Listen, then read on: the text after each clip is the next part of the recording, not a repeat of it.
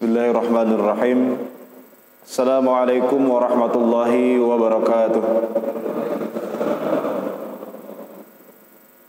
Innal hamdalillah nahmaduhu wa nasta'inuhu wa nastaghfiruh wa na'udzu billahi min shururi anfusina wa min sayyiati a'malina. May yahdihillahu fala mudilla lahu wa may yudlil fala hadiya lahu. Allahumma shalli wa sallim wa barik ala sayyidina Muhammadin wa ala alihi wa ashabihi wa man tabi'ahum bi ihsanin ila yaumiddin. Rabbi shrah li sadri wa yassir li amri wa hlul 'uqdatam min lisani yafqahu qawli, amma ba'd. Para jamaah, bapak-bapak dan ibu-ibu hadirin yang dirahmati Allah, alhamdulillah di kesempatan subuh hari ini kita dapat berkumpul kembali. Kita bertemu dalam rangka bermudzakarah, mudah-mudahan senantiasa kita dilimpahkan rahmat dan maghfirah oleh Allah Subhanahu wa taala dengan wasilah kita mengikuti majelis ilmu. Jemaah rahimakumullah, tema yang akan kita bahas subuh hari ini masih ada kaitan dengan apa yang kita bahas di bulan lalu, masih terkait dengan fikih muamalah. Kali ini kita akan membahas kaidah-kaidah penting, ya. Kaidah-kaidah penting dalam bab muamalah. Karena untuk mempelajari suatu ilmu, ya, itu penting kita mempelajari kaidah-kaidah dasarnya dulu. Supaya kita punya pegangan dasar dulu, ya, sebelum masuk lebih jauh ke dalam pembahasan bab muamalah, ya. Karena dalam bab muamalah ini jemaah sekalian, ya, ada beberapa perbedaan karakteristik, ya, sebagaimana di bulan lalu juga sudah pernah kita singgung dengan fikih ibadah, ya.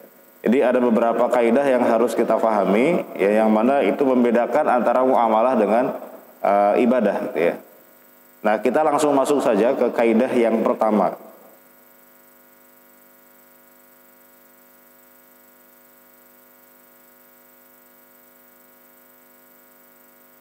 Nah, kaidah pertama dalam fikih muamalah ini kaidah yang prinsip sekali, ya, bahwa al-aslu fil muamalat al-ibahah. Al-aslu fil muamalat al-ibahah. Bahwa hukum asal dalam muamalah itu adalah semuanya boleh, pada dasarnya dibolehkan, dihalalkan, ya. Kecuali memang kalau ada dalil yang secara tegas mengharamkan. Jadi kalau tidak ada dalilnya justru hukumnya boleh, ya. Nah, ini beda dengan ibadah, Pak. Ibadah itu kalau tidak ada dalil yang melegitimasinya malah tidak boleh. Tapi kalau muamalah tidak ada dalilnya malah boleh. Karena semuanya pada dasarnya adalah boleh kecuali yang diharamkan. Nah, kalau nggak ada dalil yang mengharamkan, ya berarti boleh. Nah, itu kebalikan, ya, dari fikih ibadah, gitu, ya. Jadi sebetulnya dalam muamalah ini lebih fleksibel hukumnya, ya. Kalau kita dalam ibadah, Pak, dalam hal ubudiyat itu kan hal-hal yang ritual, sholat, puasa, zakat, haji, dan seterusnya. Itu kita harus konservatif, Pak, gitu, dalam ibadah itu, Pak. Nggak boleh kita main ngulik-ngulik gitu, Pak, ya. Ibadah itu kemudian dikembang-kembangkan, ya, modifikasi dan seterusnya. Nah, itu nggak bisa kalau ibadah, sholat, puasa, zakat. Nah, itu selamanya ya begitu, statis, gitu, ya. Tapi kalau dalam muamalah itu kita bisa kemudian ijtihad dari satu zaman ke zaman yang lain, itu bisa ada perbedaan, gitu, ya. Bisa ada perubahan tergantung dari kondisi zaman, ya, kebiasaan dan seterusnya. Dan faktanya memang begitu, Pak. Faktanya dalam muamalah itu banyak hal yang fatwa ulama itu berubah atau berbeda dari satu zaman ke zaman yang lain, dari satu tempat ke tempat yang lain, ya. Tapi kalau hal yang sifatnya ibadah, nah itu di semua tempat juga sama yang prinsipnya, Pak, ya. Kecuali kalau yang detail-detailnya itu memang ada perbedaan, ya. Tapi dalam muamalah itu pada dasarnya semuanya dibolehkan. Dalilnya apa, kan, itu, ya. Nah, dalilnya ini Al-Baqarah ayat 275, ya. Wa ahallallahu al-bai'a wa harramar riba. Dan Allah telah menghalalkan jual beli, wa harramar riba, dan mengharamkan riba. Nah, kalimat yang menjadi dalilnya adalah wa ahallallahu al-bai'a. Allah telah menghalalkan al-bai'. Di sini ada alif lam, Pak. Alif lam itu dalam bahasa Arab punya banyak arti, Pak. Ada alif lam lil jinsi, ada alif lam lil ahdi, dan seterusnya. Nah, di sini oleh para ulama, di antaranya Imam Nawawi, ya, beliau mengomentari ayat ini gitu ya, bahwa alif lam dalam kata al-bai' di sini itu maknanya lil jinsi. Apa artinya? Artinya segala jenis jual beli umum. Jadi Allah telah menghalalkan segala jual beli dengan segala bentuknya, dengan segala jenisnya, ya. Maka telah Allah halalkan. Nah, makanya kata Imam Nawawi, redaksi ayat ini wa ahallallahu al-bai' itu adalah lafal umum, mencakup segala bentuk jual beli. Jadi pada dasarnya Allah menghalalkan semua bentuk jual beli. Nah, kecuali yang memang dikhususkan, dikecualikan oleh dalil, ya. Dan ini kata Imam Nawawi pendapat yang dipegang oleh mazhab Syafi'i, ya. Belum lagi ini kata Ibnu Taimiyah, ya. Kalau tadi Imam Syafi'i, kalau sekarang Ibnu Taimiyah. Ibnu Taimiyah mengatakan al-aslu fi hadza annahu la yuharramu 'ala an-nasi minal muamalat allati yahtajuna ilaiha illa ma dalal kitabu wa sunnatu 'ala tahrimihi, ya. Jadi prinsipnya dalam muamalah itu sesuatu yang menjadi hajat banyak orang tidak diharamkan kecuali apa yang ditunjukkan keharamannya oleh Al-Quran dan Sunnah, ya. Nah, tapi dalam hal yang sifatnya ibadah, kata beliau, kata Ibnu Taimiyah, yang sifatnya untuk bertaqarrub kepada Allah, ya, disyariatkan kepada manusia, tidak disyariatkan kepada manusia kecuali apa yang telah disyariatkan Allah dan Rasulnya. Nah, jadi kebalikan dari ibadah, ya, muamalah itu pada dasarnya kata Ibnu Taimiyah dan ulama-ulama yang lain mengatakan semuanya pada dasarnya dibolehkan, kecuali memang ditegaskan oleh dalil bahwa itu haram. Makanya konsekuensi dari kaidah ini, Pak, ya, bahwa namanya mengharamkan sesuatu itu bukan perkara ringan, Pak. Untuk menyimpulkan bahwa ini haram itu sesuatu yang berat bagi para ulama, apalagi dalam urusan muamalah, Pak. Sebab dosa mengharamkan yang halal, ya, itu sama dengan menghalalkan yang haram.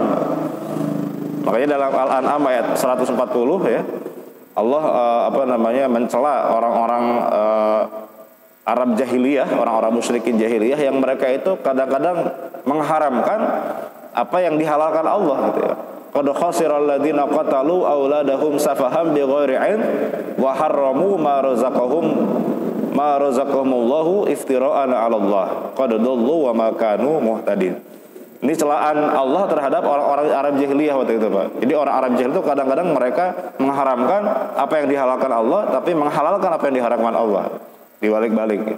Sedangkan halal haram itu kan sifatnya hak prerogatif Allah Subhanahu wa taala. Tidak boleh ada yang mengharamkan atau menghalalkan kecuali Allah Subhanahu wa taala. Makanya dalam bab muamalah ini ulama hati-hati sekali, Pak. Tidak mudah mengharamkan. Ya, enggak dikit-dikit haram, Pak, kalau dalam muamalah itu. Karena berat konsekuensinya, Pak.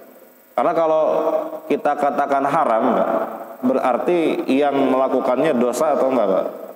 Dosa, ya, dan layak masuk neraka, kan, gitu ya. Makanya konsekuensinya berat ketika ulama mengatakan ini haram itu, ya berarti harus dengan pertimbangan yang sangat matang, gitu ya. Makanya kalau ulama zaman dulu, Pak, ketika mereka menduga ada sesuatu yang ini kayaknya nggak sesuai syariah, gitu ya, tidak langsung mengatakan haram, Pak. Paling-paling saya tidak menyarankan untuk melakukan itu, gitu ya. La yu'jibuni, atau saya tidak tertarik melakukan itu. Atau la arahu, saya berpandangan bahwa tidak perlu dilakukan dan seterusnya. Jadi tidak secara tegas mengatakan haram. Karena kalau dikatakan haram itu konsekuensinya berat, gitu ya. Justru para ulama itu, Pak, karena ini ulama yang benerannya, Pak, ulama zaman dulu, ya, ulama salaf, ya. Itu mereka ketika berfatwa justru berusaha untuk memudahkan orang, Pak. Tidak sedikit-sedikit haram. Walaupun bagi diri mereka sendiri, mereka itu sangat ihtiyat, sangat hati-hati, sangat waro, ya. Contohnya kisah yang populer lah, Imam Ahmad. Imam Ahmad itu, ya, sering saya ceritakan juga, ya. Ketika beliau ditanya oleh para pemuda di tengah jalan, bolehkah kalau pakaian saya kena tanah, kena lumpur, dipakai untuk sholat? Kata Imam Ahmad, boleh, karena tanah itu tidak najis. Tapi ketika beliau kemudian pergi ke masjid, pakaian beliau kena lumpur, beliau malah pulang ganti baju. orang yang kemarin nanya lihat, wah kok ganti baju, katanya boleh. Diklarifikasi dikonfirmasi lagi ke Imam Ahmad, kata Imam Ahmad, hadza fatwa wa dzaka taqwa. Yang kemarin itu fatwa boleh diamalkan karena itu memang pada dasarnya begitu, tapi ini takwa, ya ini sifat kehati-hatian saya bahwa saya ingin menghadap Allah dalam keadaan yang sempurna, tidak hanya sah saja. Jadi makanya kalau ulama yang beneran itu, ulama salaf itu ya berusaha fatwanya itu tidak kemudian menyulitkan, ya karena takut ya ketika mengatakan haram ternyata Allah tidak mengatakan haram, itu berarti berkata dusta atas nama Allah Subhanahu wa Ta'ala, gitu ya. Jadi berat Pak ya, kalau sedikit-sedikit haram itu ya itu berat juga tuh Pak. Kemudian nah yang harus kita pahami juga bahwa yang wajib, yang haram itu sebatas apa yang diwajibkan Allah dan Rasulnya Pak. Jadi jangan diperluas-luas. Kalau Allah tidak menyebutkan bahwa ini wajib, bahwa ini haram, ya jangan kita bilang bahwa ini wajib atau haram. Ya. Kalau kita lihat misalnya hadis, ya riwayat Al-Bazzar atau Tabrani, ma'ahallallahu fi kitabihi fahuwa halal. Apa yang Allah halalkan dalam Quran, dalam kitabnya, itulah yang halal. Wa ma harrama fahuwa haram. Yang Allah haramkan, itulah yang haram. Ya. Wa ma sakata anhu, tapi apa yang Allah tidak sebutkan, Allah diam, tidak menyebutkan apakah ini halal atau haram, fahuwa afwan, itulah kemurahan Allah. Faqbalu minallahi afiyatahu, maka terimalah kemurahan Allah. Jangan cari-cari bahwa oh Allah tidak menyebutkan berarti jangan-jangan haram, enggak Pak. Kalau Allah tidak menyebutkan ini halal atau haram, ya jangan kita anggap itu haram, yaitu kemurahan Allah, berarti pada dasarnya berarti halal gitu ya. Faqbalu minallahi afiyatahu fa innallaha lam yakun liyansa syai'an. Allah tidak mungkin melupakan sesuatu ya. Jadi Allah tidak mungkin melupakan bahwa ini haram kemudian tidak disebutkan, nggak mungkin Pak gitu ya. Jadi yang Allah tidak sebutkan itu ya berarti boleh pada dasar kemurahan Allah ya. Nah, ini menjadi dasar bahwa kita itu tidak boleh memperluas Pak wilayah kewajiban, wilayah keharaman kecuali memang diwajibkan dan diharapkan oleh Allah Subhanahu wa Ta'ala. Ini jadi dalam muamalah itu lebih fleksibel Pak ya. Dan bahkan mengharamkan sesuatu dalam muamalah itu lebih berat ketimbang mengatakan halal gitu ya. Baik. Nah, itu kaidah pertama. Sekarang kita lanjut ke kaidah kedua. Ini kaidah fikih kedua terkait dengan muamalah. Al-ibratu bil maqasid wal musammayat la bil dhawahir wat tasmiyat. Ini sebetulnya redaksinya macam-macam dari para ulama. Ini saya ambil redaksinya dari kitab Yusuf Al-Qaradawi, yaitu Al-Qawaid Al-Hakim Ahli Fiqh Muamalat. Tapi nanti ulama yang lain juga punya redaksi yang berbeda-beda. Tapi pada intinya sama Pak, bahwa yang dilihat adalah maksud dan substansi, bukan hanya sekedar tampak luar ya, bentuknya doang atau formalitasnya saja. Jadi yang dilihat itu maksudnya, substansinya. Meskipun cangkangnya lain, tapi yang dilihat adalah isinya. Nah, itu dalam muamalah itu berlaku seperti itu Pak. Nanti kita akan kasih contoh Pak. Contohnya bagaimana ya dalam muamalah menerapkan kaidah ini gitu ya. Nah, landasan kaidahnya ya, para ulama itu ketika menetapkan kaidah Pak, itu pasti ada landasan dalilnya Pak. Nggak mungkin nggak ada landasan dalilnya gitu ya. Nah, landasan pertama itu dari Al-Quran, dari hadis Nabi Muhammad SAW. Ini hadis sahih Bukhari Muslim muttafaq alaih ya. Hadis yang sangat masyhur, kita mungkin semuanya hafal ya. Innamal a'malu bin niyat. Sesungguhnya segala amalan itu tergantung pada niatnya.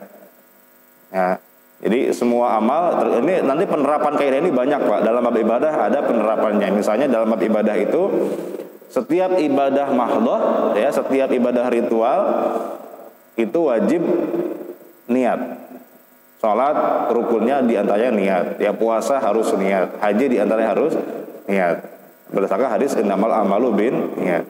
Dalam bab muamalah nanti, nah ini kaidah yang ini penerapannya gitu ya. Bahwa yang dilihat itu adalah substansinya, isinya, bukan hanya sekedar bentuk atau formalitasnya. Kemudian hadis yang lain misalnya dari Abu Hurairah, qala Rasulullah sallallahu alaihi wasallam, innallaha la yanzuru ila suwarikum wa amwalikum walakin yanzuru ila qulubikum wa amalikum. Sesungguhnya Allah tidak melihat pada bentuk rupa dan harta kalian, Akan tetapi Allah hanya melihat pada hati dan amal kalian. Jadi Pak, Islam itu sangat menekankan hal yang sifatnya substantif gitu ya, yang isi gitu ya. Bukan cangkangnya saja. Allah tidak melihat pakaian kita, tampak penampilan kita. Yang Allah lihat itu adalah hati dan amal kita. Makanya Pak, dosa yang paling besar itu bukan dosa perbuatan badan Pak, tapi dosa hati. Apa itu Pak? Syirik. Syirik itu kan perbuatan hati Pak. Menyekutukan Allah itu perbuatan hati ya. Kita menganggap bahwa ada Tuhan yang berkuasa di samping Allah Subhanahu wa taala gitu ya. Nah, itu makanya hati ini sangat berperan penting ya, dalam hukum juga sama, dalam muamalah nanti ya. Nah, contohnya sekarang kita masuk ke contoh aplikasinya ya. Bahwa yang dilihat itu adalah isinya, bukan hanya sekedar bentuknya. Contohnya apa? Misalnya ini kita bicara muamalah ya. Ada orang pinjam uang, si A pinjam uang ke B. Ya, si A pinjam uang ke B. Sambil dia meminjam uang, dia nitipin barang, Pak. Ini saya titip BPKB saya. Pada saat dia pinjam uang, dia titip BPKB dia ke orang yang dia pinjami. Dia bilangnya titip, ya. Tapi apakah hukumnya hukum titip atau dalam fikih disebut dengan wadiah? Walaupun bilangnya nitip, Pak, tapi pada sejatinya, hakikatnya itu bukan nitip, Pak. Tapi apa? Dia nitipin BPKB dia bukan murni titipan, tapi apa? Sebagai jaminan atas hutang dia.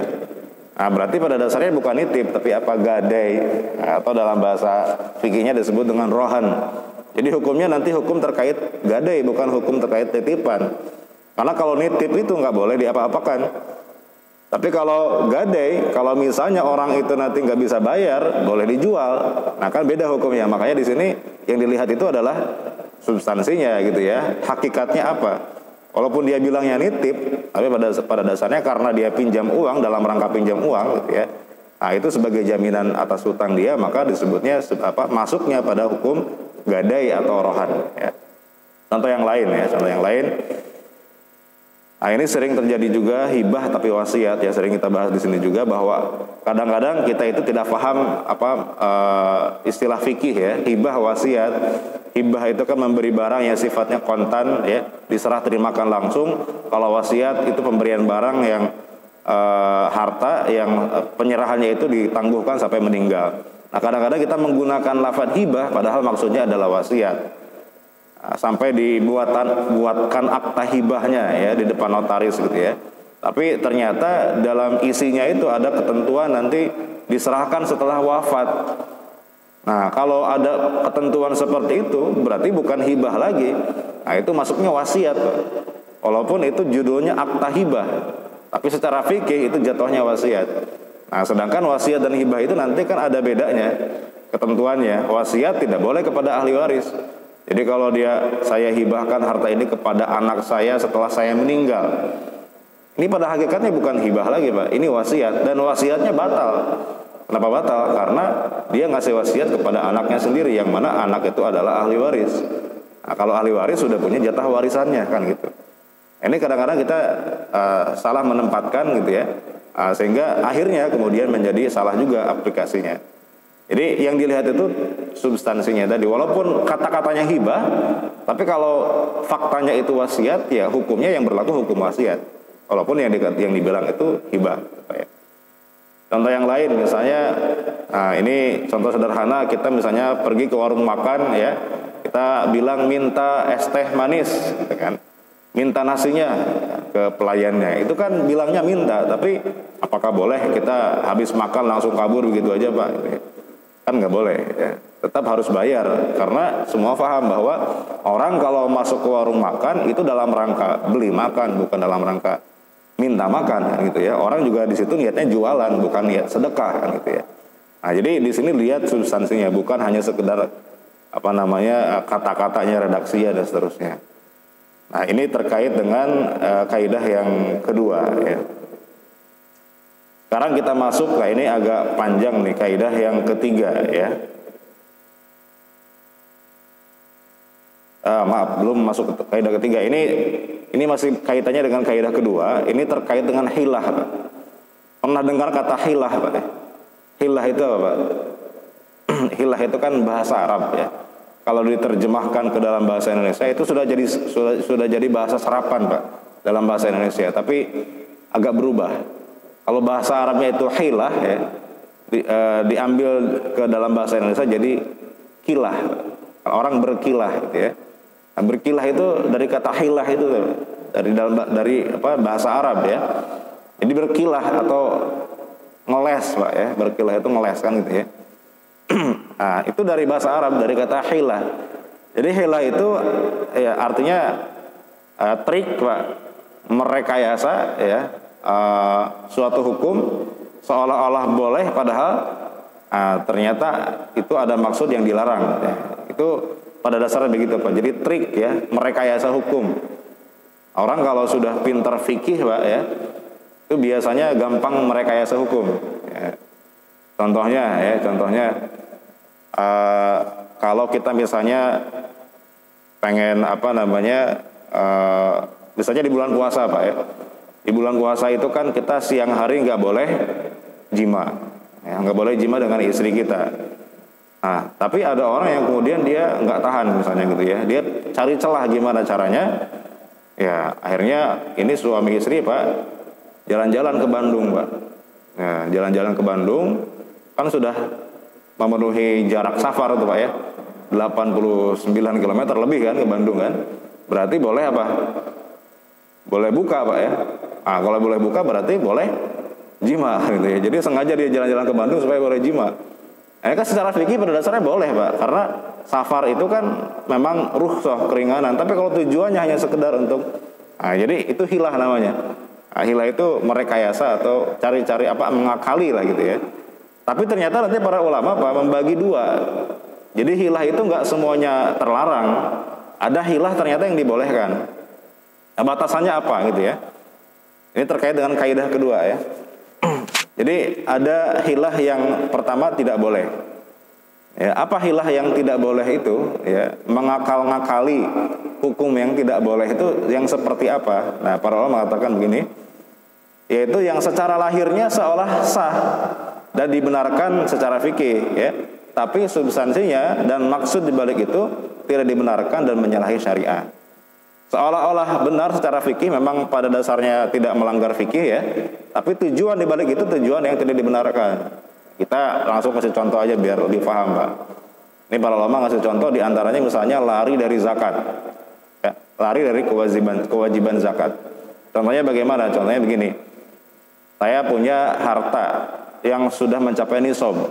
Ya, kalau uang misalnya nisabnya pakai emas, itu kan 85 gram emas. 85 gram emas itu berapa rupiah, Pak, sekarang ya?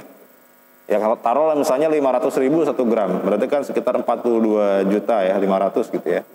Nah, saya misalnya punya uang tuh 50 juta lah, sudah mencapai nisab di bulan Rabiul Awal tahun ini ya. Berarti tahun depan, bulan Rabiul Awal tahun depan saya harus bayar zakat 2,5% karena harus haul kan. Jadi nisabnya sekarang saya dapat nisab di tahun ini, bayarnya nanti tahun depan setelah haul kan. Asalkan nanti tahun depan memang harta saya masih sejumlah nisab, tidak berkurang. Nah, biar nanti di bulan Rabiul Awal tahun depan saya nggak bayar zakat, saya hibahkan sebagian harta saya itu kepada anak saya misalnya gitu ya. Jadi berkurang dari nisab. Akhirnya di bulan Rabiul Awal itu nggak bayar zakat. Tujuannya apa? Lari dari kewajiban zakat. Secara fikih boleh nggak, Pak, saya menghibahkan harta saya pada anak saya? Boleh kan, nggak ada masalah. Nah, tapi kalau tujuannya lari dari zakat, nah berarti ini dilihat tujuannya, Pak. Walaupun secara fikih itu boleh ya, namanya kita harta itu punya kita boleh hibahkan kepada siapa saja, kapan saja kan boleh gitu ya. Tapi kalau ada tujuan yang dilarang seperti lari dari kewajiban zakat tadi ya, maka hukumnya jadi ikut nggak boleh ya. Nah, ini hilah yang contoh yang dilarang itu begitu, Pak. Yang secara fikih dibenarkan, tapi karena ada tujuan yang tidak benar, nah ini yang kemudian dilarang. Makanya orang Yahudi itu pada dilaknat oleh Allah gara-gara mereka sering mengakali hukum. Ya, orang Yahudi itu misalnya ketika diharamkan untuk memakan lemak, Mereka memang nggak makan lemak hewan, tapi dibuat untuk apa? Penerangan lampu minyaknya, atau dijual dan dimakan hasil penjualannya. Ketika diharamkan untuk berburu ikan di hari Sabtu, gitu ya, nah, mereka nggak berburu memang, tapi pasang apa namanya perangkap ikan, gitu ya. Hari Minggunya mereka ambil. Nah ini kan mengakali, gitu ya. Mengakali yang tidak boleh itu artinya yang tujuannya tidak baik, lari dari kewajiban, gitu ya. Atau contoh yang lain misalnya dalam bab jual beli, Pak. Dalam bab jual beli itu ada yang disebut dengan khiyar majelis. Nah, apa itu khiyar majelis? Jadi begini, Pak. Penjual dan pembeli ya, ketika sudah melakukan transaksi, uang sudah dibayarkan, barang sudah diterima, tapi masih dalam satu tempat, masih di satu majelis istilahnya, gitu ya. Maka dalam fikih, Pak, itu si pembeli atau si penjual berhak untuk membatalkan transaksi kalau masih dalam satu majelis. Ini pendapat jumhur ulama ya. Jadi kalau masih dalam satu majelis belum berpisah ya, maka si pembeli dan penjual ini masih boleh memilih untuk meneruskan atau membatalkan akad walaupun sudah dibayar dan barang sudah diterima. Itu namanya khiyar majelis ya. Jadi kalau masih di pasar, saya boleh saya nyesel deh, saya balikin lagi barang saya, boleh, Pak. Tapi kalau saya sudah pulang dari pasar, sudah ke rumah, kemudian saya balik lagi ke pasar, saya balikin lagi padahal nggak ada cacat, gitu ya, itu nggak boleh ya. Nah jadi khiyar majelis itu adalah pilihan untuk meneruskan atau membatalkan akad pada saat masih dalam satu majelis. Nah kalau ada pedagang yang kemudian lari dari khiyar majelis ya, karena takut kebongkar aib dari barangnya itu, Pak. Jadi begitu barangnya diterima oleh pembeli, uangnya sudah diterima, dia langsung kabur, Pak. Supaya si pembeli nggak punya hak lagi untuk membatalkan transaksi, dan karena ternyata barangnya itu ada cacatnya. Nah, ini yang nggak boleh, Pak. Meskipun, Pak, pada dasarnya kan boleh. Si penjual itu ketika jual barangnya setelah selesai transaksi, dia langsung pergi kan boleh-boleh saja, hak dia. Tapi kalau ada maksud untuk lari dari khiyar majelis karena ternyata barangnya ada cacat sebelum si pembeli itu tahu, dia langsung kabur, nah itu yang nggak boleh. Gitu ya. Itu namanya hilah yang dilarang. Ya. Contoh yang lain, misalnya apa? Praktik tasriyah. Ya. Praktik tasriyah itu di zaman Nabi, jadi ada orang jualan kambing, ya, supaya kelihatan kambingnya besar. Jadi beberapa hari sebelum dijual, susunya itu nggak diperah. Sengaja nggak diperah biar kelihatan besar badannya. Kemudian harganya jadi naik. Nah itu kan trik ya, rekayasa supaya kelihatan seolah-olah kambingnya besar. Kalau sekarang mungkin sapi gelonggongan, Pak ya. Sapinya dipaksa makan air gitu ya, biar besar kelihatan berat. Nah itu juga hilah yang dilarang ya. Atau ada yang disebut dengan jual beli inah. Apa itu jual beli inah? Jadi jual beli inah itu jual beli yang sifatnya kamuflase aja, Pak. Namanya aja jual beli, padahal intinya bukan jual beli. Contohnya A, ya, dia pengen pinjam uang ke si B, dia butuh dana. Tapi karena takut riba, biar nggak riba, gitu ya, biar nggak riba, diakalin. Caranya gimana? Karena si B itu nggak mau meminjamkan kecuali kalau harus ada bunganya, gitu ya. Nggak mau dia minjemin gratisan, nggak mau. Maka biar karena A, B ini misalnya paham fikih ya.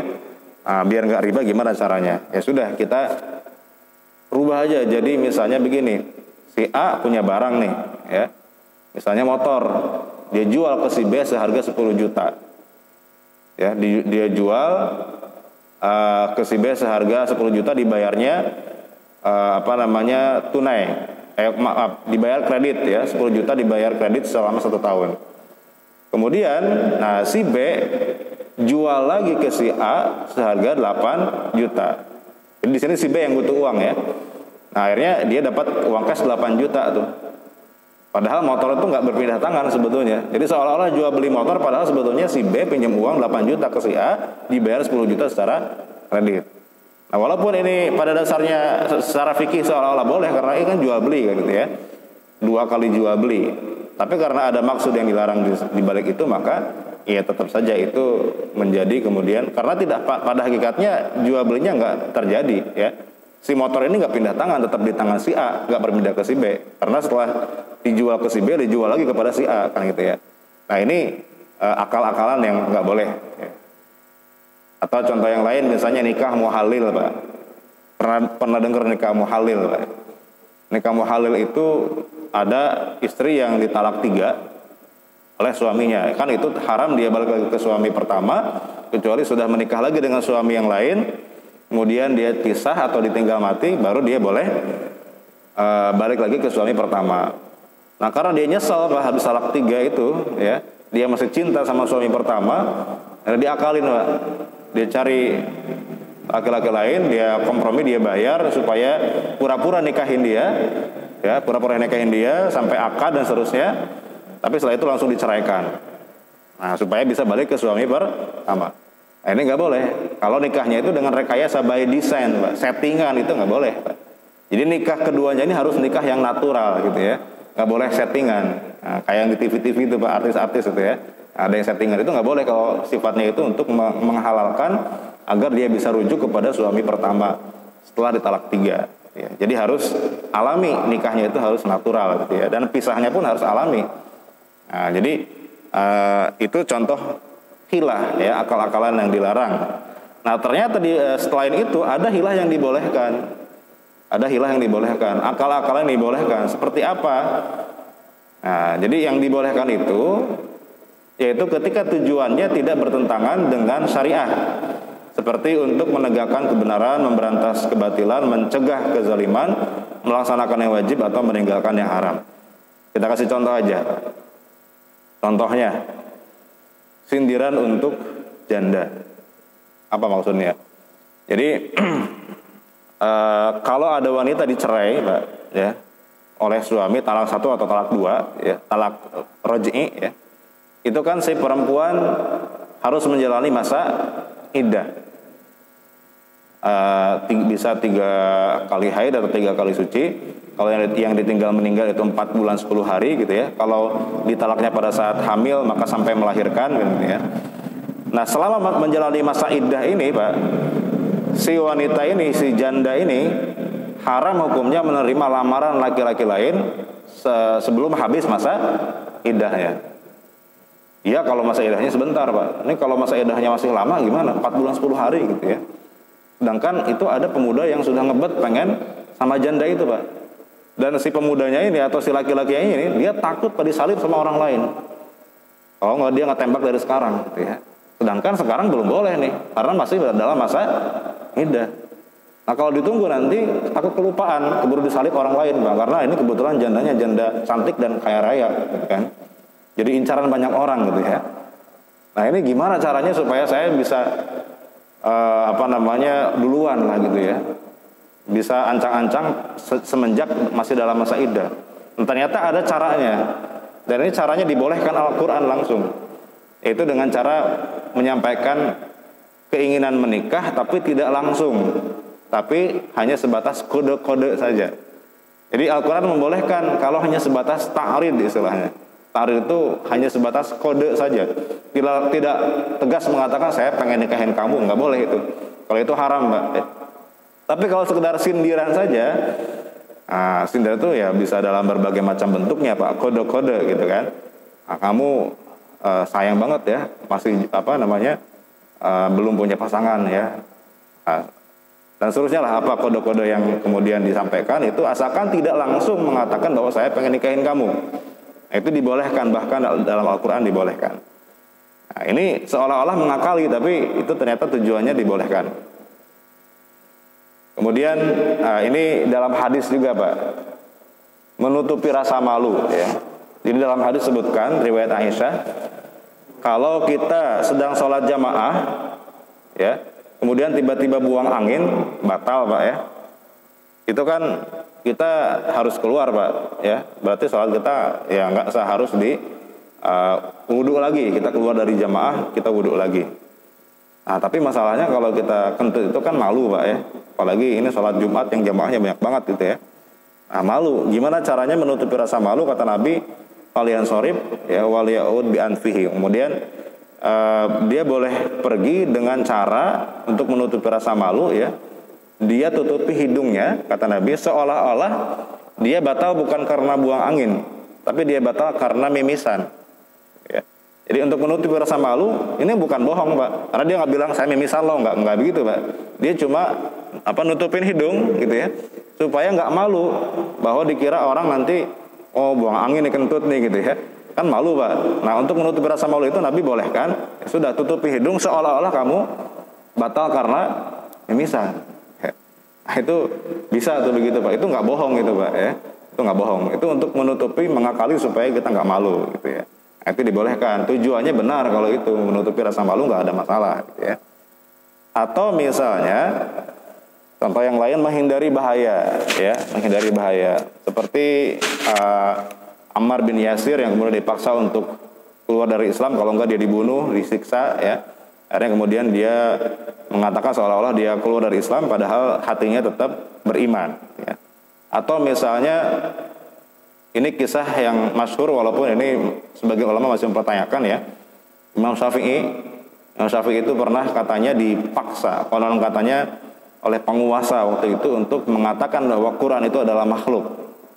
Karena penguasa waktu itu dikuasai oleh orang-orang Mu'tazilah ya, yang mengatakan bahwa Quran itu adalah makhluk. Sedangkan ulama Ahlus Sunnah wal Jamaah, Quran bukan makhluk ya. Nah, Imam Syafi'i dipaksa untuk mengatakan bahwa Quran adalah makhluk, kalau enggak disiksa.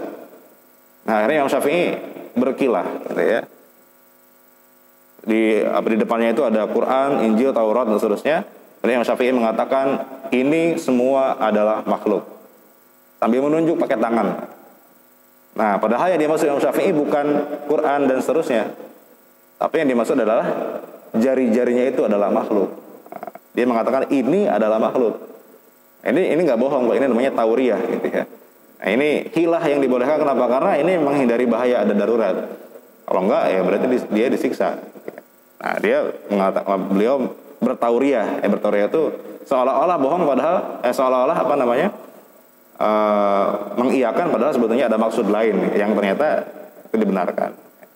Nah, ini hukum hilah, Pak. Ini kaitannya dengan kaidah kedua tadi, bahwa yang dilihat itu adalah substansinya, maksud tujuannya, bukan dilihat dari sekedar lisannya, bentuknya, redaksinya. Walaupun lisannya baik ya, tapi isinya tidak baik, tetap saja nggak boleh ya. Walaupun dilabeli dengan istilah syariah, sunnah dan seterusnya, tapi kalau isinya ternyata investasi bodong-bodong juga, kan banyak perumahan sunnah, perumahan syariah, ya, tapi ternyata investasi bodong, nah, itu namanya mencederai nama syariah, gitu ya. Bukan yang dilihat bukan hanya sekedar syariahnya, tapi isinya bagaimana, sesuai syariah apa enggak. Dinamakan syariah, tapi ternyata dia beli tanahnya belum dibayar, udah dijual ke orang lain. Nah, ini namanya doang syariah, Pak. Ternyata isinya juga nggak syariah juga. Nah, itu maka yang dilihat itu substansinya, bukan sekedar namanya saja. Baik. Terakhir, Pak, ya ini karena sudah suruk ya.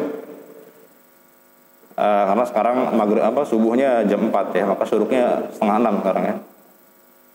Kaidah ketiga nih, at-takhfif wa taysir la tasydid wa ta'sir. Meringankan dan memudahkan, bukan memberatkan dan menyulitkan. Jadi prinsip dalam muamalah itu pasti bisa mungkin ulama itu ketika berfatwa, itu fatwanya untuk memudahkan. Selama bisa halal, kenapa harus dikatakan haram? Ini kebalikan dari birokrasi kita, Pak ya. Kalau bisa dipersulit, kenapa harus dipermudah gitu ya. Tapi kalau dalam muamalah, meringankan dan memudahkan, pada dasarnya begitu, Pak. Nah, karena banyak dalilnya. Misalnya An-Nisa 28, yuridullahu ayyukhaffifa ankum wa khuliqal insanu dha'ifa. Allah hendak memberikan keringanan kepadamu ya, dan manusia jadikan bersifat lemah dan seterusnya. Wa ma ja'ala 'alaikum fid dini min haraj, dan dia sekali-kali tidak menjadikan untuk kamu dalam agama itu suatu kesempitan. Belum lagi nanti dalam hadis ya, yassiru wa la tu'assiru wa basyiru wa la tunaffiru. Mudahkanlah, jangan kalian persulit, berilah kabar gembira, janganlah kalian membuat orang lain lari. Innama bu'itsu muyassirin wa lam tub'atsu mu'assirin.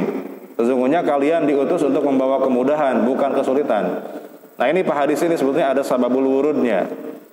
Jadi ini sebetulnya dalam rangka Nabi itu agak marah sebetulnya ketika mengatakan innama bu'itsu muyassirin wa lam tub'atsu mu'assirin. Itu dalam konteks Nabi itu agak menegur ya, marah kepada sebagian sahabat. Di antaranya Mu'ad bin Jabal dan Ubay bin Ka'ab. Kenapa? Karena Mu'ad bin Jabal itu pernah suatu kali mengimami jamaah di kampungnya, Dan ternyata bacaannya terlalu panjang sampai-sampai ada sahabat Nabi yang mengeluh ke Nabi dan dia mengatakan, Nabi, besok lagi saya nggak mau ikut sholat subuh lagi sama Mu'ad. Kenapa? Bacaannya kepanjangan Nabi gitu ya. Saya nggak sanggup. Pokoknya besok saya nggak akan ikut sholat subuh lagi. Nah, Nabi nggak marah sama orang itu, Pak, sama sahabat yang mengatakan saya nggak akan ikut jamaah sholat subuh lagi. Justru Nabi marahnya sama Mu'ad yang ya dia ngimaminnya ternyata kepanjangan sampai ada jamaah yang dia sampai tidak mau sholat subuh lagi di situ. Nah, ini kan berarti ini dalam bab ibadah lah, Pak. Dalam bab ibadah saja sebisa mungkin kita meringankan, apalagi dalam bab muamalah. Nanti ulama menyimpulkannya demikian ya. Percepat nih Pak. Jadi dalam syariat itu banyak sekali bentuk keringanan ya. Baik keringanan dalam bentuk rukhsah. Kalau kita sakit, kalau dalam perjalanan ya itu banyak rukhsahnya. Baik dalam bab sholat, dalam bab puasa gitu kan. Kemudian keringanan karena darurat dan hajat. Yang haram bisa jadi halal karena darurat. Bahkan hanya karena hajat saja bisa jadi halal. Karena ada kaidah mengatakan al-hajat tanzilu manzilatad darurah. Bahwa hajat itu bisa menempati tempatnya darurat.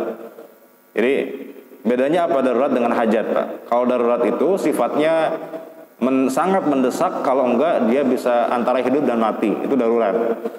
Seperti orang yang kelaparan nggak menemu makanan lain kecuali yang diharamkan, maka dia boleh makan itu. Karena itu antara hidup dan mati gitu ya. Tapi kalau hajat tidak sampai antara hidup dan mati. Tapi kalau dia nggak melaksanakan itu, hidupnya akan lebih sulit, walaupun nggak sampai harus mati juga. Tapi hidupnya akan lebih sulit, jadi sulit. Maka kalau ada kondisi begitu, nah yang haram, yang tadinya dilarang, tapi yang dilarangnya itu nanti ada kaidahnya juga ya, nggak semua yang dilarang. Jadi yang dilarang karena haram li ghairihi itu bisa jadi halal karena hajat.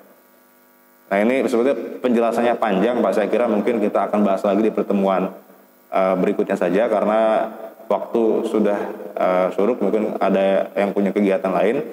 Jadi kita buka saja untuk tanya jawab Pak, yang ini kita simpan, kita akan lanjutkan di pertemuan berikutnya. Silakan, mungkin ada yang ingin ditanyakan atau yang ingin menambahkan. Ya. Ini kalau di istilahnya bank syariah ya, itu ada yang disebut dengan ijarah muntahiyah bitamlik, IMBT istilahnya. Jadi ijarah muntahiyah bitamlik itu sewa beli ya. Sewa berakhir beli. Jadi akadnya pada awalnya disewa selama beberapa periode gitu, 5 tahun atau berapa tahun gitu ya. Dan pada akhirnya nanti akan menjadi milik si penyewa itu ya. Namanya ijarah muntahiyah bitamlik. Nah, ini sebetulnya memang pada dasarnya agak karena kan pada dasarnya Nabi melarang menggabungkan 2 akad gitu ya. Nah, tapi nanti para ulama menjelaskan lagi bahwa gabungan 2 akad ini diharamkan kalau ada implikasi keharaman lainnya, yaitu ada riba, ada goror. Ada riba dan ada goror. Kalau tidak ada itu, maka gabungan akad itu berasa dibolehkan. Nah, ijarah muntahiyah bitamlik itu memang dibolehkan oleh fatwa Dewan Syariah Nasional ya. Dalam prakteknya di bank syariah juga ada. Jadi begini, keuntungan bagi bank kalau pakai IMBT ya, ijarah muntahiyah bitamlik. Jadi kita itu misalnya beli rumah ya dengan skema IMBT tadi. Jadi kita itu nggak beli, kita nyewa ya selama misalnya 15 tahun. Tapi nanti ada perjanjian setelah selesai masa sewa selama 15 tahun, maka itu rumah otomatis jadi milik si nasabah ini ya misalnya. Keuntungannya bagi bank apa? Karena ini sewa, rumah ini masih tetap milik bank, nggak pindah pemilikan ke si nasabah. Ya. Nggak pindah pemilikan ke si nasabah. Jadi nasabah nggak boleh jual ke orang lain karena ini masih milik bank, cuma disewa aja. Nah, jadi menguntungkan sebenarnya buat bank. Cuma sebagian ulama yang lain ada yang tidak setuju dengan skema ini. Kenapa? Karena ada ketidakjelasan atau ada potensi merugikan bagi si pembeli. Kenapa? Karena kalau pakai IMBT Pak, skema IMBT ijarah muntahiyah bitamlik itu beda dengan sewa murni ya. Kalau sewa murni itu kan harganya harga sewa biasa. Tapi kalau pakai embel-embel sewa beli ijarah muntahiyah bitamlik pasti harga sewanya lebih tinggi. Kenapa? Karena di akhir periode dia akan jadi milik dia kan gitu ya. Jadi ongkos sewa itu sebetulnya adalah harga jual rumah itu, tapi diskemakan dengan sewa. Nah ini masalahnya adalah kalau misalnya di tengah jalan sebelum berakhir masa sewanya itu dia putus misalnya gitu ya, kan nggak jadi milik dia, padahal dia sudah bayar sewa dengan harga yang mahal dari ongkos sewa biasanya. Nah itu yang kemudian oleh sebagian ulama kemudian dipermasalahkan. Cuma kalau ikut fatwa Dewan Syariah Nasional ini dibolehkan. Kenapa? Karena pada dasarnya tidak ada ribanya, ya, dan ini juga nanti istilahnya akadnya itu dipisah sebetulnya, tidak boleh dijanjikan di awal. Jadi sewa boleh, tapi kalau perjanjian akan dimiliki di akhir periode itu nanti perjanjian yang lain, jangan disatukan. Allahu a'lam itu kalau ikut fatwa DSN sebenarnya dibolehkan itu. Ya, jadi begini Pak, antara hadis dengan fikih, ya, ibarat obat dengan diagnosa penyakit Pak, gitu ya. Urusan obat itu, meracik obat itu kan tugasnya ahli farmasi Pak, apoteker gitu ya. Nah, untuk mendiagnosa penyakitnya itu tugasnya dokter. Ini dua job desk yang berbeda gitu ya. Jadi untuk meracik obat itu ya tugasnya apoteker, tapi untuk mendiagnosa penyakit itu nggak bisa apoteker, harus dokter yang memang ahli di bidangnya. Nah sama dalam bab hadis, antara hadis dengan fikih Pak, ya. Ada ahli hadis, ada ahli fikih. Tapi kalau zaman dulu Pak, ulama itu bisa multi talenta gitu ya. Dia selain ahli hadis juga ahli fikih. Tapi kalau zaman sekarang kan dipisah Pak fakultasnya. Ada fakultas hadis, ada fakultas syariah gitu ya, dibedakan. Nah, kalau dia memang hanya ahli hadis saja, maka dia tidak boleh kemudian langsung menyimpulkan hukum dari hadis ya. Dia harus tahu fikihnya juga. Makanya ada seorang tabi'in itu namanya Ibnu Wahab ya. Itu muridnya Imam Malik, muridnya Imam Laits. Beliau ini ahli hadis. Nah, ketika beliau belajar berguru fikih kepada Imam Malik, kepada Imam Laits, beliau tersadarkan ya. Kuntu adzunnu anna kulla ma jaa'a minan nabi yu'malu bihi. Saya dulu menyangka bahwa semua hadis sahih itu wajib diamalkan. Ternyata setelah saya ketemu dengan Imam Malik, ketemu Imam Laits, belajar fikih, ternyata saya baru tahu bahwa tidak semua yang datang dari Nabi itu bisa langsung diamalkan. Kenapa? Harus melalui pertimbangan atau istimbat hukum, kesimpulan hukum dulu ya, ada proses panjangnya. Itu dilakukan oleh ilmu fikih. Jadi hadis-hadis yang tadi misalnya Nabi pernah menjama tidak karena hujan ya, tidak karena safar. Nah, itu nanti dipahaminya dalam ilmu fikih. Ya, misalnya para ulama mengatakan berarti itu karena Nabi sakit misalnya, karena fakta-fakta yang riwayat yang lain misalnya gitu ya. Maka ada yang membolehkan jamak karena sakit, ada yang tidak membolehkan gitu ya. Ada yang memang hadis itu kekhususan Nabi saja ya, bagi kita nggak boleh. Misalnya Nabi itu nikah lebih dari 4 misalnya gitu, itu kan kekhususan Nabi, bagi kita nggak boleh. Nah, itu dibahas dalam ilmu fikih. Nggak bisa hanya mengandalkan ilmu hadis saja. Ilmu hadis itu tugasnya itu hanya untuk menyeleksi hadis, mana yang sahih, mana yang dhaif, itu ilmu hadis. Tapi untuk menyimpulkan hukum itu butuh perangkat ilmu yang lain, namanya ilmu fikih atau usul fikih ya. Itu Pak ya. Jadi sebetulnya yang paling aman atau paling praktis itu Pak, belajar fikih sebetulnya.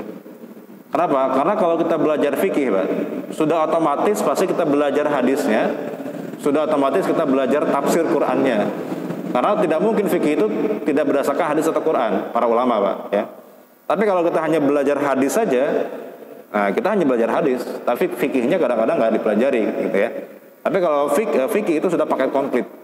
Kita belajar hadisnya juga, kita belajar ayat Qur'annya juga Pak gitu ya. Gitu Pak kira-kira ya, mudah-mudahan bisa menjawab. Ya memang kalau bank syariah memang itulah Pak, kenapa memang produk syariah itu lebih mahal dari konvensional. Karena begini, kalau bank konven itu biasanya kalau kredit ya, baik itu kredit rumah dan seterusnya, itu biasanya kan istilahnya floating Pak ya.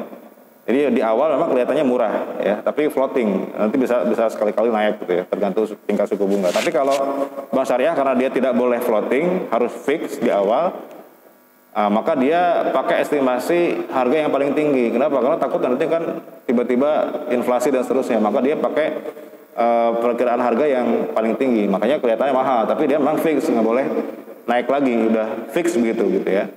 Itu memang kendala itu Pak. Dan Bank Syariah itu di Indonesia itu kan belum punya modal yang cukup gitu ya. Jadi makanya sekarang kan ada isu merger kemarin ya, Bank Syariah itu ya, BUMN Bank Syariah, karena memang modalnya nggak banyak kalau di Bank Syariah di Indonesia, beda dengan di Malaysia yang sudah besar gitu ya. Dia mungkin bisa aja pakai menerapkan harga yang lebih murah. Cuma Allah alam di Indonesia memang karena mungkin masih kecil, jadi dia butuh modal banyak, maka kemudian dan dia juga harus bersaing. Ya mungkin ya itulah pertimbangannya Allah alam begitu mungkin Pak ya. Tapi pada dasarnya memang harga itu ya tidak ada batasan secara nominal dalam Islam, tidak ada batasan secara nominal, yang menjadi batasan adalah kewajaran. Selama itu wajar, dianggap wajar dan tidak memberatkan, dibolehkan gitu ya. Tapi memang idealnya ya itu tadi Pak, memang idealnya murah, tapi mungkin Pak banyak kendala di Bank Syariah jadi internalnya gitu ya, kita nggak tahu ya. Baik. Jadi memang menjamak sholat itu kan memang dalam bab ibadah tadi Pak.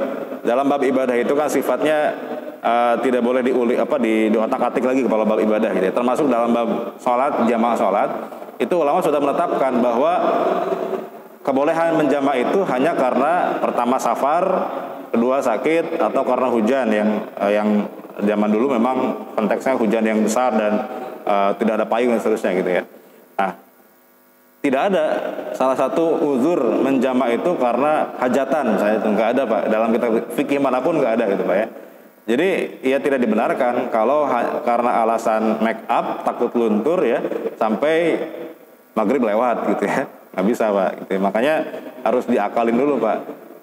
Kalau bisa jangan pakai make up yang sifatnya waterproof gitu ya, yang bisa dihapus. Nah nanti ketika walaupun memang jadi dua kali kan, kalau bayar jasa make up artis itu kan jadi 2 kali bayarnya gitu ya. Tapi diakalin gimana cara, misalnya nikahnya jangan pada saat pas haid gitu misalnya nikahnya, jadi nggak sholat gitu kan, itu lebih aman ya.